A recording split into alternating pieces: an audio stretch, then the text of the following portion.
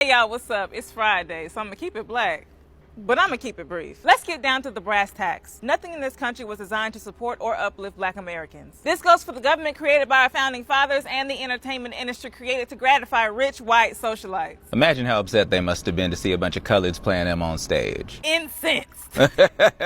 Rapping their life story to a beat. Rolling in their grave because Shakespeare could try, But he could never. well, hey, David Diggs, welcome to my parking lot. Hey, thanks for having me. Did you know the data shows the film industry remains one of the least diverse compared to even some of the most lucrative corporate sectors like energy, transport, and finance? 92% of all film executives are white, and that's by design. And though there was a concerted effort to diversify award recognition in film after the 2015's Oscar So White campaign, Hollywood seems to just flat out refuse to embrace diversity in the way TV has attempted to. They might as well hang a no colors allowed sign above the door. And it's just like with everything else in this country, black people have had to fight our way into that space and tell our own stories to prevent film from being used as yet another cog in the machine that is systemic racism and injustice. And it did function that way for a long time. Prime example, Birth of a Nation. In 1950, when D.W. Griffith dropped the film, it was an immediate sensation. Boo, tomatoes. We throwing tomatoes. The film, set mostly in South Carolina after the Civil War, glorified the Ku Klux Klan as saviors of the South while portraying newly freed black people as literal brutes and beasts.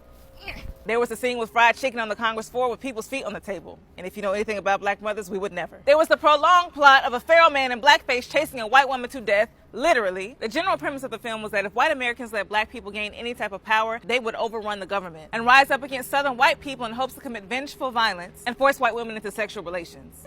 Sound a lot like what white people did to Negroes in real life. Truth is, I'm tired. Anyway, despite the gravely offensive... Well, none of it was gravely offensive. The year was 1915. Correct. What I'm trying to say is the movie was a smash. There were exclusive screenings with expensive tickets, and it became the first film ever to be screened at the White House. This movie was even screened internationally. And the newly formed NAACP and black authors like James Weldon Johnson, however, were not having it. That man said the Birth of a Nation would bring incalculable harm to black Americans by justifying racism, and guess what? My boy James was right. The film's popularity resuscitated the Ku Klux Klan. A lot of people don't know it emerged directly after the Civil War, created by bitter and washed Confederates, but it went inactive in 1872 following the Reconstruction. But when this film came out, we saw violence against black people and lynchings proliferate all across the country. And this isn't even the first time the media and film has been used to shape the black image in white minds or perpetuate racist ideas. You are correct once again, David. In the 1830s, minstrel shows where white performers wore blackface and mimicked what they thought were characteristics of enslaved people were very popular in the North and Midwest. They were used to illustrate black people as lazy, ignorant, laughable, irresponsible, and primal idiots that were hypersexualized and depicted as thieves and cowards.